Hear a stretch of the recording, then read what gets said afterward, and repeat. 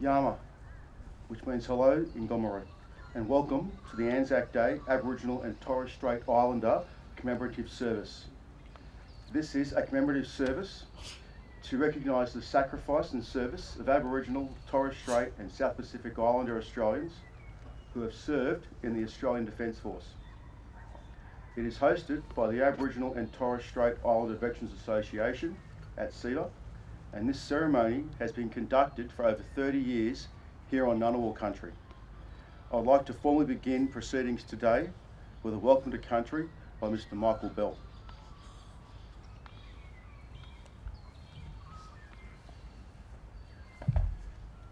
Thank you, Garth. Yuma Malandi, Yanagu Nalawalawiri, Danian Manian, Nanawal Wari, Dara Wari. Hello and welcome. Today we are meeting together on Ngunnawal country. We are here on the lands of my ancestors. Now I'd like to acknowledge the ancient ones, my ancestors and my elders of the Ngunnawal people, who are the traditional custodians of the land in which we gather. I'm Michael Bell, youngest son of Ken and Pam Bell. I descend from the Wallabalua clan of the Ngunnawal Nation on my father's side and the Gamilaroi Nation on my mum's side. The Wallabalua are the Northern Ngunnawal clan, which has its traditional connections to Yar, the area that is now known as Yass. I'm here today to provide you this welcome to Ngunnawal land, the land of my people, on behalf of my sister Louise Bell, Ngunnawal Elder. I also acknowledge all other Aboriginal Torres Strait Islander elders and recognise your ongoing custodianship of your lands, your waters and your sky. I would also like to acknowledge the ancestries and descendants of all those people represented here today and pay my respects to those heritages that make up the broader Australian community. On this very important day, I further acknowledge those that have served, those that are still serving, and the loved ones that have supported that service. As we the Ngunnawal people have always known, this has been our traditional country for as far back as the spoken word can carry. And we also know it will continue to be the traditional lands of my people into the future. In acknowledging that we gather on traditional lands of the Ngunnawal, the Australian War Memorial and ATSIVA are paying respects to the Aboriginal heritage, connection and history of our lands, our waters and our skies. Yuma Malandi, to Major General Rose King, the New Zealand Chief of Army, Lieutenant Colonel Joseph West, our Mudawari man, the Chief Executive Officer of the Aboriginal Torres Strait Islander Veterans Association and dignitaries. In light of the post-voice referendum outcome and the current political and social discourse, I think it's important to explain why we have a welcome to country.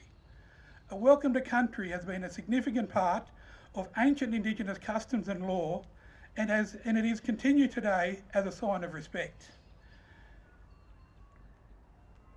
An Indigenous welcome to country makes Indigenous peoples feel included, acknowledged and comfortable.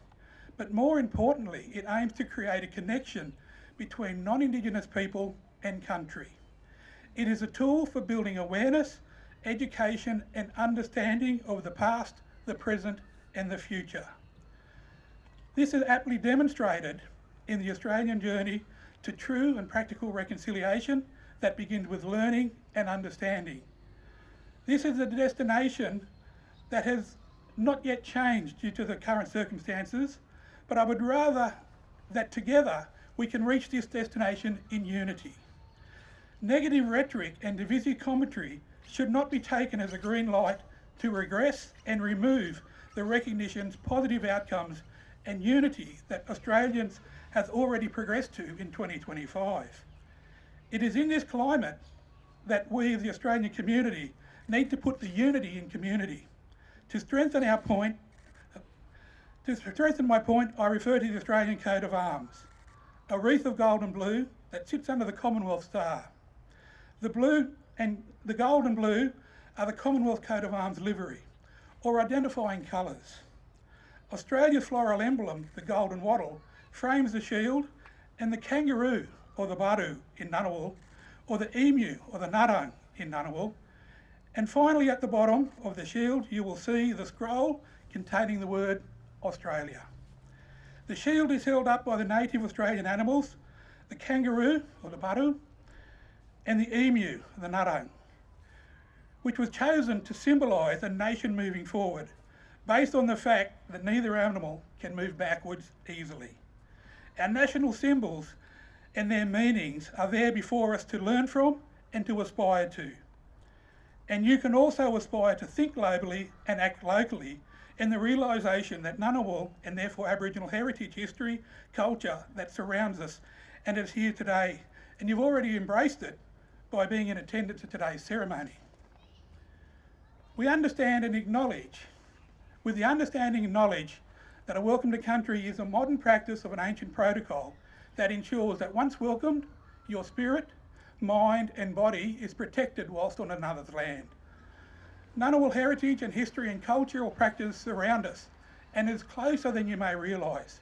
As we stand here at the foot of Ballanyima or Mount Ainslie, please think about this as we commemorate the service, sacrifice of all Australians that have served and contributed to the defence of our nation. Yinjamara Darawal, Yinjamara Gudawal.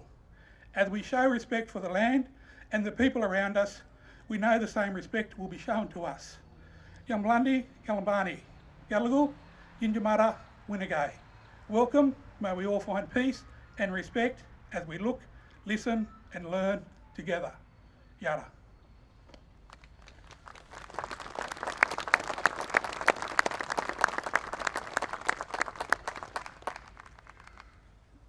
On behalf of all of us here this morning, Michael, I wish to thank you sincerely for your welcome to country and for your very important words. Thank you. My name is Garth O'Connell and I am the MC for our ceremony this morning. I wear several proverbial hats. I'm the ceremonial officer for ATSIVA. I'm a curator with the Australian Army History Unit and also with the Australian War Memorial here. I'm a family man and dad. I'm a proud descendant of the Gomeroi Aboriginal Nation and also of Anglo-Celtic and Chinese settlers to New South Wales. In my almost 30 years in the Australian Army, I've been lucky to be deployed a few times, both domestically and overseas, and I've had the chance to meet and work with my best mates. Some of whom I can see here have travelled from interstate, including one who drove my mum up from Wollongong. So thank you very much for that, Chad. We have, and also I've got here today people who I consider my adopted family as well, from both the Army and also from my work.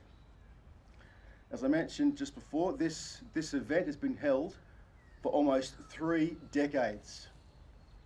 The majority of those years at the humble community-placed memorial on the lower slopes of Mount Ainslie, up behind you there, which is about 350 metres directly behind the War Memorial building.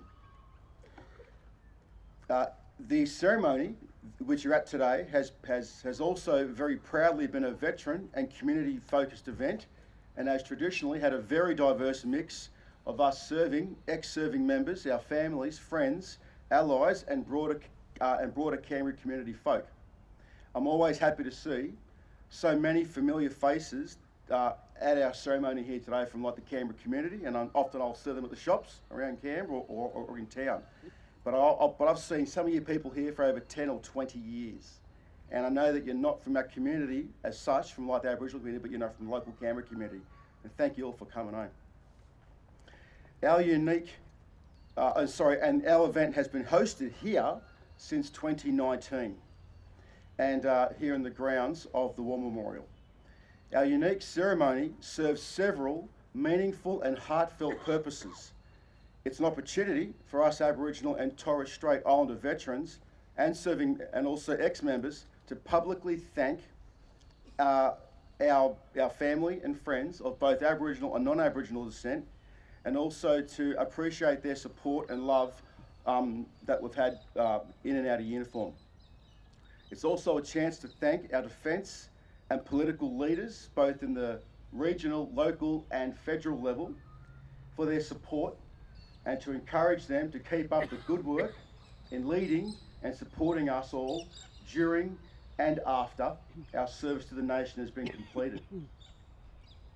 Speaking of leaders today, there's a very special one here in Uncle David Williams in the front row. He served for decades in the senior service, which is the Royal Australian Navy, for folks that don't know. including during the Vietnam War and later in our submarines, a job I could never ever do, I know that.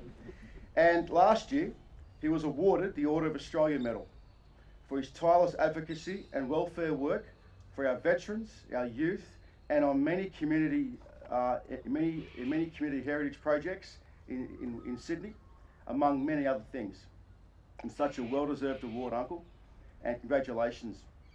And thank you for coming down from Sydney today to be here.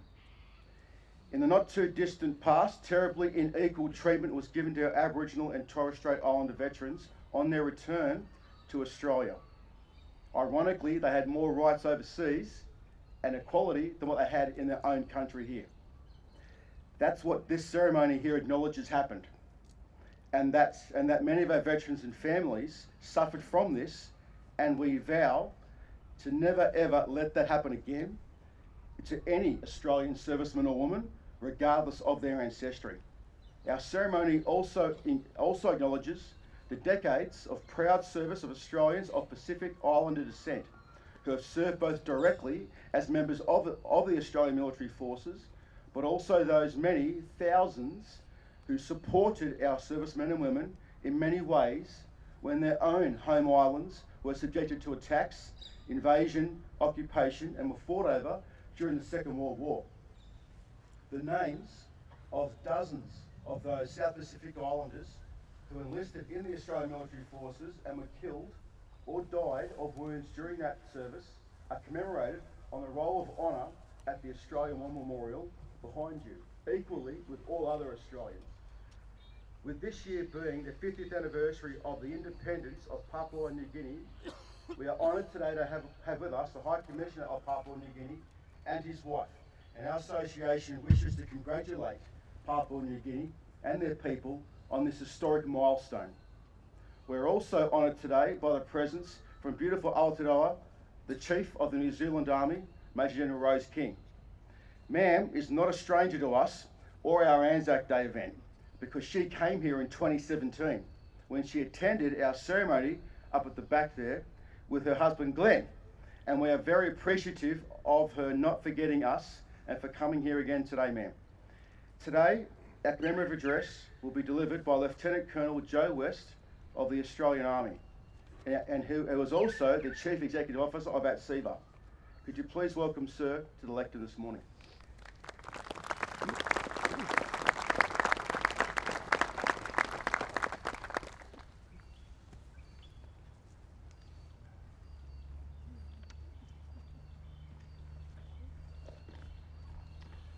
Thank you, Garth.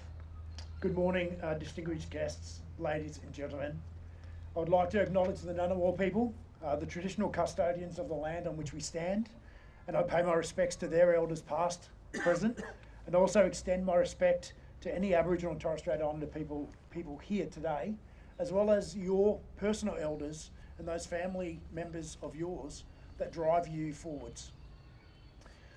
I'd like to acknowledge all of the dignitaries that we have here today, and there are too many to note, so I won't try to name them by name, so please excuse me for not doing so. But I would like to acknowledge our senior service personnel, our senior ministers, government officials and diplomatic staff. I really appreciate you being here today. Particularly, I'd like to welcome our special guest, the New Zealand Chief of Army, Major General Rose King. Ma'am.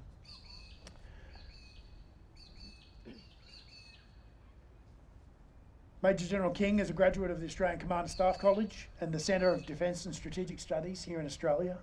And in true Anzac form, we always welcome the Kiwis as our kin. I'm particularly sad to acknowledge the passing of Sir Robert Bomb Gillies, the last surviving member of the 28th Maori Battalion, who I understand tried to join the army 3 times, eventually lying about his age before finally being accepted. He's a true warrior, and I'd like to convey our deepest of sympathies. I'm Joe West, a proud Murawari warrior from regional New South Wales, to the north of Burke and the north of Brewarrina. I served in the regular army for 21 years, and I still serve as a reservist in Army headquarters. Today, on Anzac Day, we reflect on the violence and the futility of war. We acknowledge the ongoing trauma carried by those who returned, recognising the toll of service seen through suicide and self-harm and lives lived in isolation and silence. And we recommit to remembering the sacrifice of those who did not come home from war. Each year we commit to lest we forget, and I ask you to reflect on what that really means. Basically, it does mean let us not forget, but it's a promise.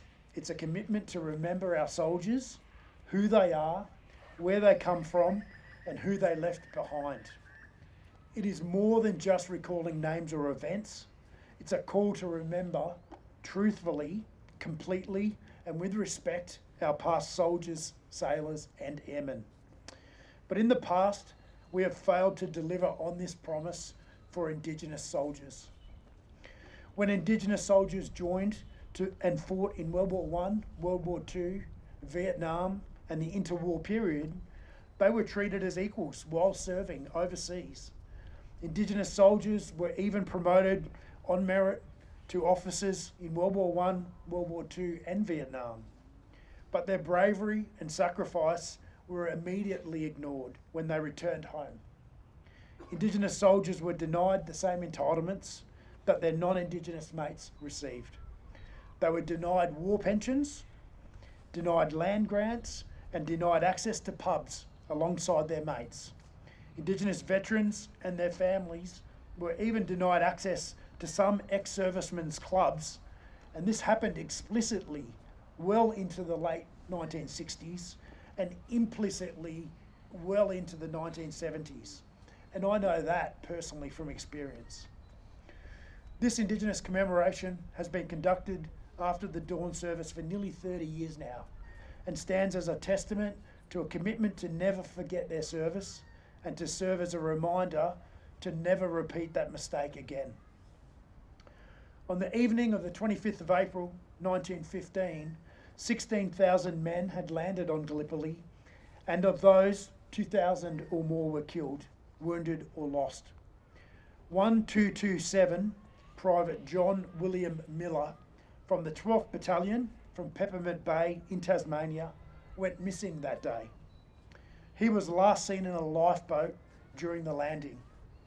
It wasn't until June in 1916, over 12 months later, that he was pronounced killed in action.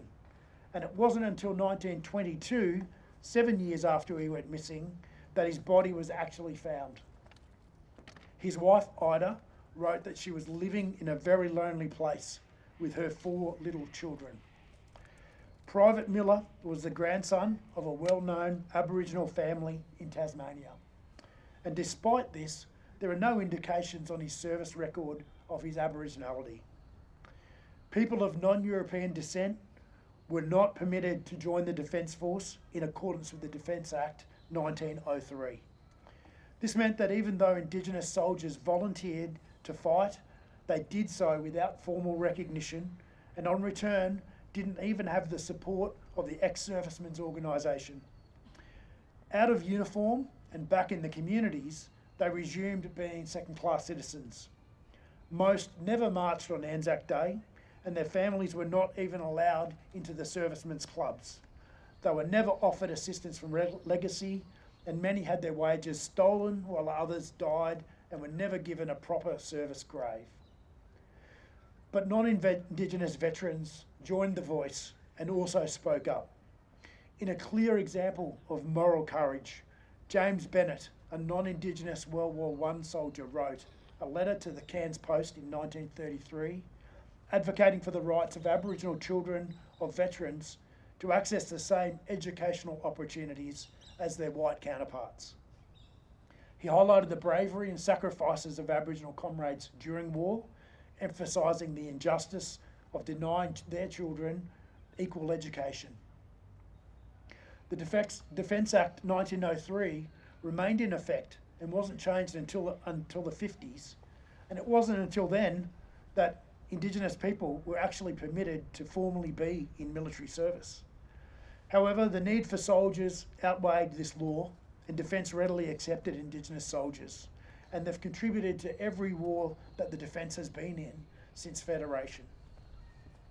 And it was on the Kokoda Trail that Private George Leonard was killed in action, the cousin of Private Harold West.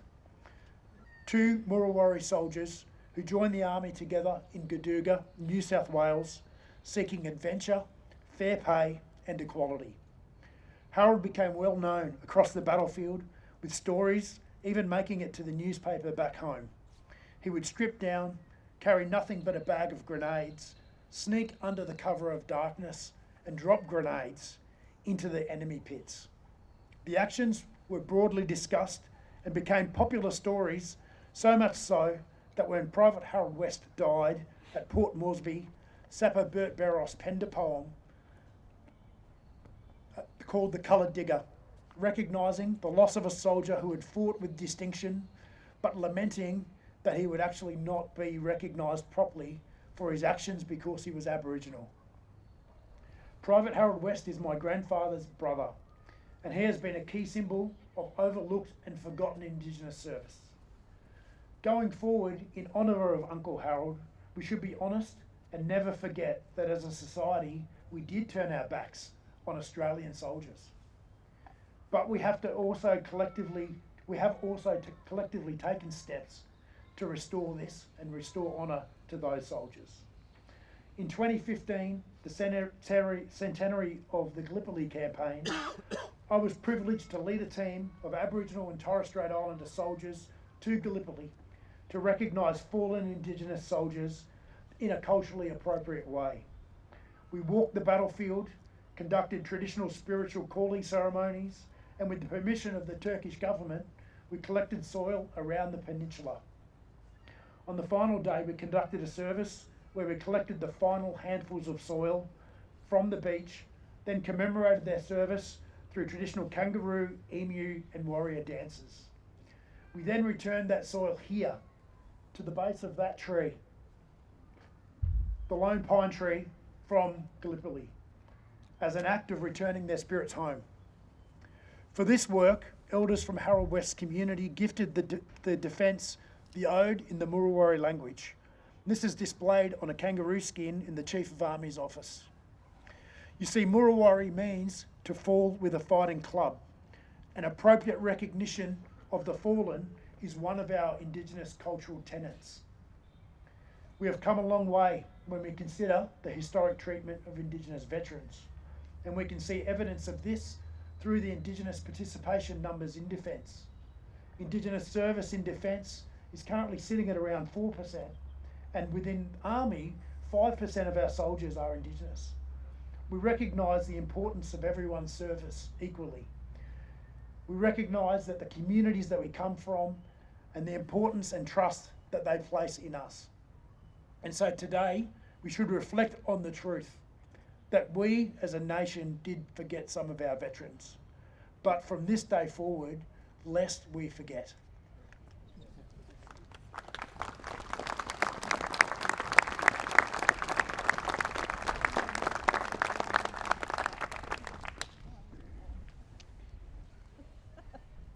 Thank you very much, Joe, for your very well delivered commemorative address this morning.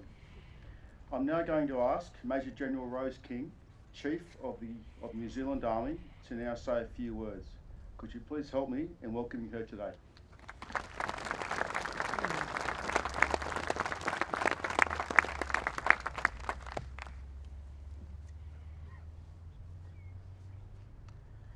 Tēnā koutou katoa. Ki ngā tangata whenua, ngā iwi moi moi a te iwi o Ngunnawal. I mihi nui kia koutou. Ko te maunga tapu nei. Ko te whenua i tā koutou nei. Nō reira, tēnā koutou, tēnā koutou, tēnā koutou katoa. Ko ruapeihu te maunga, ko hautapu te awa. Ko ronga marae roa o ngā hui whā te marae. Ko Rose King tuku ingo, anei te rangatira o Ngāti Tūmātauanga. And it is my honour to stand here today on this Anzac Day. This morning, standing here at the foot of Mount Ainslie, we gather to honour and remember the many Aboriginal and Torres Strait Islanders who have served in the Australian Armed Forces and those that have made the ultimate sacrifice. I would like to acknowledge the traditional custodians of the land we are gathered on this morning, the Ngunnawal people.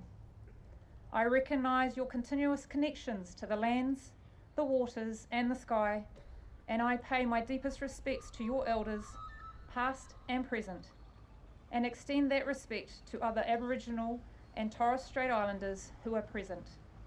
Yama. I also like to acknowledge Lieutenant Colonel Joseph West for your commemorative address this morning, and of course Garth O'Connell, who's hiding. It's great to see you again. And all members who are here today from the Aboriginal and Torres Strait Islanders Veterans Association. I'm deeply honoured to be here today, and today I am joined by the Sergeant Major of the Army, Warrant Officer Class 1 Dave Alder, who is Ngāti Porou from the east coast of the North Island, as well as my daughter Kaya, who through her father is from the northern tribes of Aotearoa. As was previously mentioned, I attended this memorial ceremony back in 2017 when I was a student at War College. My husband was the guest speaker, and he speaks way better than me, I must say. But I will never forget the feeling of that morning and the privilege I had of sharing that service. So here today at this sacred place on the 110th anniversary of the landings by the Anzac troops at Gallipoli in Turkey in 1915, we pause to remember.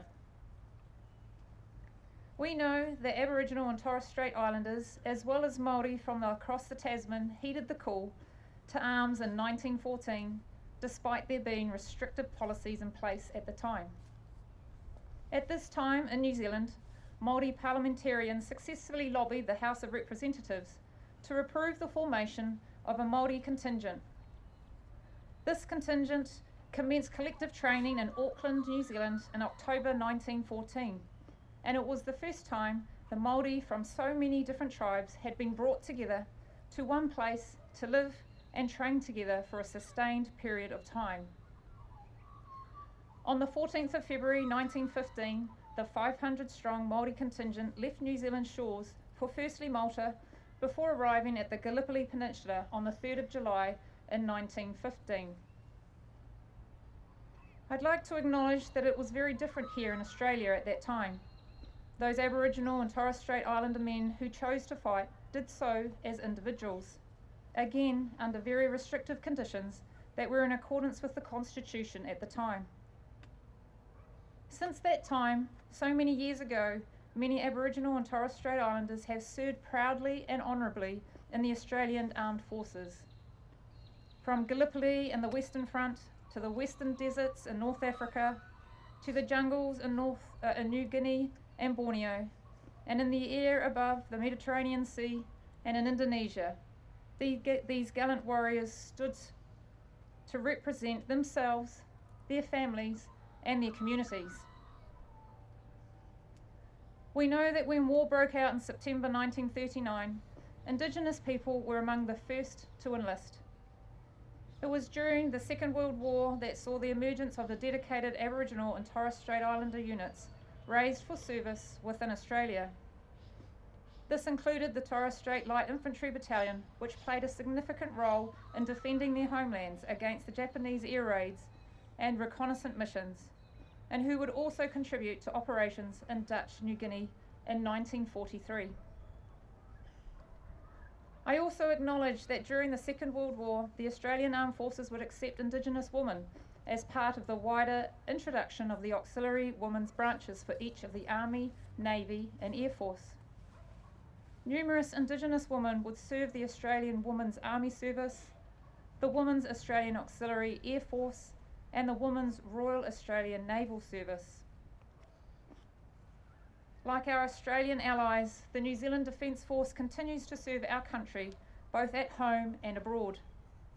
We are indelibly linked to those who have gone before us and those who shared our core values of courage, commitment, camaraderie and integrity. We, the service people of today, are proud to carry their battle honours and their traditions, as well as those Kiwi traits of mateship, professionalism, respecting others, and just getting the job done. Now, as I stand here under the korowai of Mount Ainslie, I cast my thoughts to all the Aboriginal and Torres Strait Islanders who have given military service to this country. The honours of bygone battlefields, together with the numerous wars, campaigns and operations conducted over the years, should not fade from our consciousness. And on this Anzac Day, we shall continue to remember them. These people who have served and died fighting for a cause they held to be just in the service of their land. The spirit of Anzac Day lives on today. It remains a unifying force between Australia and New Zealand, the ultimate expression of the trans-Tasman bond. And finally, I also would like to mention Sir Robert Bom Gillies, or as we knew him, Ta Bom. He was the last remaining surviving member of the 28th Māori Battalion, and as such had a special place in the hearts of all New Zealanders. Ta Bom passed on the 7th of November in 2024 at the ripe old age of 99. He hails from Te Arawa and Ngāti Kahungunu tribes, and as was previously mentioned, he was only 17 when he joined, and it took him 3 attempts in falsifying his age. He would join and fight with many of his kin in the Western Desert and during the Italian campaign. In his later years, he continued to serve his community and his nation abroad at military commemorations. Today, I remember and acknowledge Ta Bom, a soldier, a gentleman, and one of our bravest. Today, we also remember those who never got to grow old. Together with the many veterans, current service personnel and their families, as we welcome the warmth of the rising sun. Ko maumahara tonu tātou kia rātou. We will remember them. Nō reira, tēnā koutou, tēnā tātou katoa.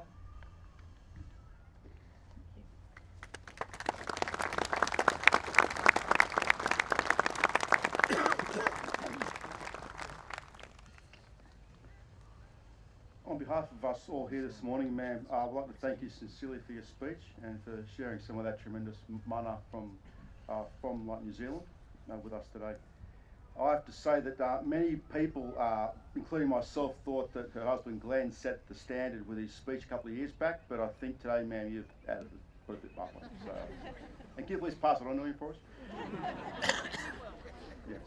He can't be here today. He's at a basketball tournament for their son. He told me in a message. I've been asked by Squadron Leader Gary Oakley, OAM, of the Gundungurra Nation and former President of the Aboriginal and Torres Strait Islander Veterans and Services Association, to deliver the following address because he can't be here this morning. I'd like to send my apologies for not attending Anzac Day this year, but I've had a medical problem that is still affecting me.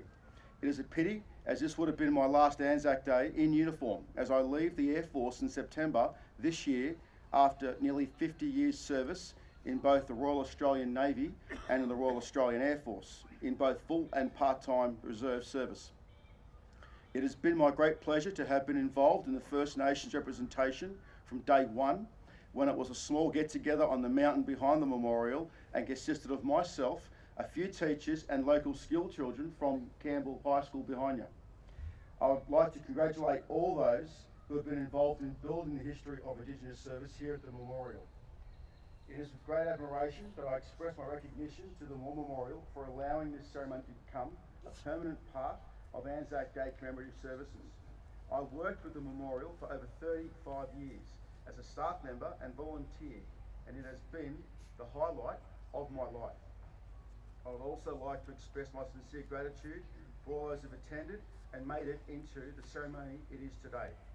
Thank you to all those concerned in today's ceremony. We'll now have a prayer for Aboriginal and Torres Strait Islander servicemen and women and the families. That will be delivered by Paul McGrady of the Commemorative Nation.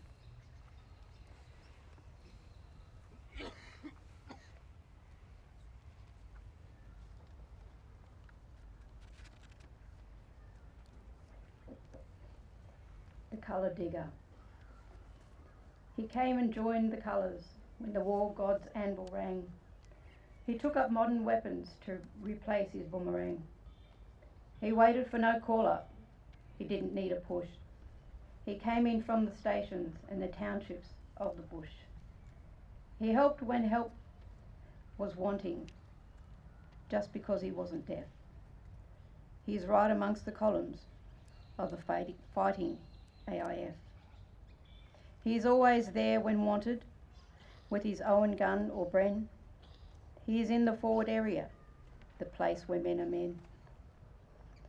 He proved he's still a warrior, in action, not afraid. He faced the blasting red-hot fire from mortar and grenade. He didn't mind when food was low or we were getting thin. He didn't growl or worry then. He'd cheer us with his grin. He'd heard us talk democracy. They preach it to his face. Yet knows that in our federal house, there's no one of his race.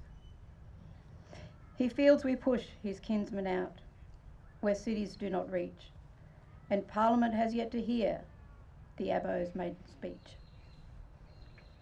One day he'll leave the army, then join the League he shall, and he hopes we'll give a better deal to the Aboriginal. Thank you.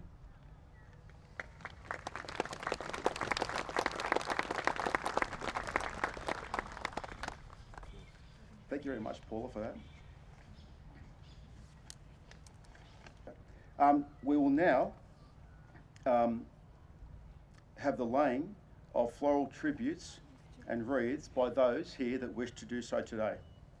There is no particular order, and we encourage people and groups to come together.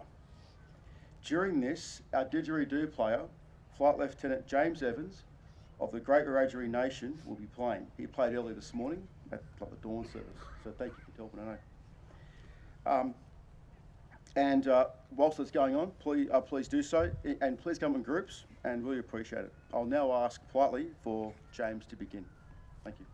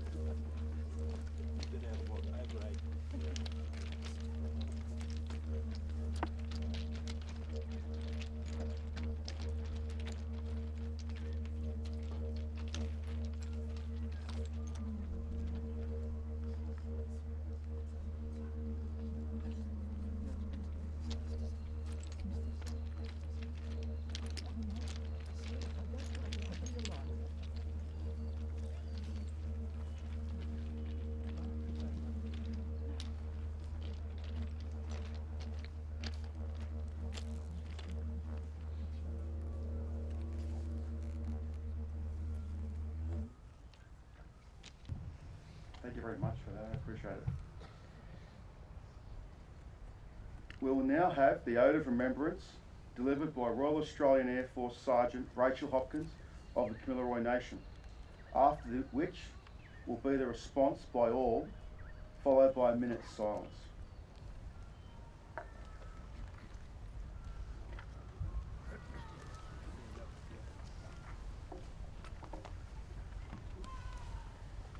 They went with songs to the battle. They were young. Straight of limb, true of eyes, steady and aglow. They were staunch to the end, against odds uncounted. They fell with their faces to the foe. They shall grow not old, as we that are left grow old. Age shall not weary them, nor the years condemn. At the going down of the sun, and in the morning, we will remember them. We will remember them.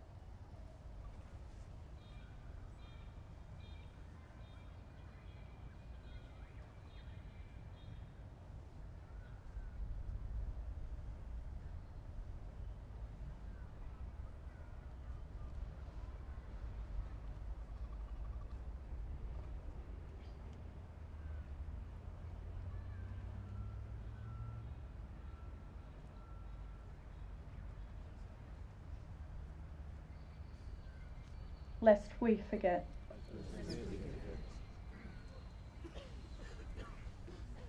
Thank you very much, and please be seated.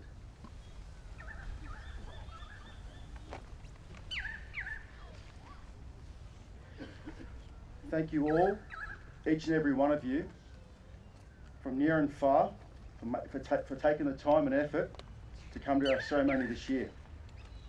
Especially to our friends from overseas and from our political and military leadership, and also from our foreign delegations. Thank you very much. Our community event this morning is a 100% volunteer organised and run event which could not have been conducted without the invaluable time and effort of many people. In particular, volunteers from both ATSIVA and also the Australian War Memorial. Thank you to Holly Pritchard and her colleagues such as Tracy Langner, Lee Barnett, Margaret Farmer, General Brian Dawson, Rosalind Hull, Jason and Buster Orchard, and many others here today. And also for those who helped out with the various parts of the ceremony, thank you. On behalf of our fellow ATSIVA members, we sincerely wish you all a very special and meaningful Anzac Day today with your family, friends and mates. Also, if you get a chance before the light gets a bit high, come check out the inside of the memorial. It's stunning this time with all the hundreds of dots and so forth. So please come through. I'll just move my water bottles and stuff out of the way. That doesn't look that bad for Instagram photos and so forth, for social media. But please do share it online too, by the way. Anyway, but thank you very much again, and Yalu. See you later.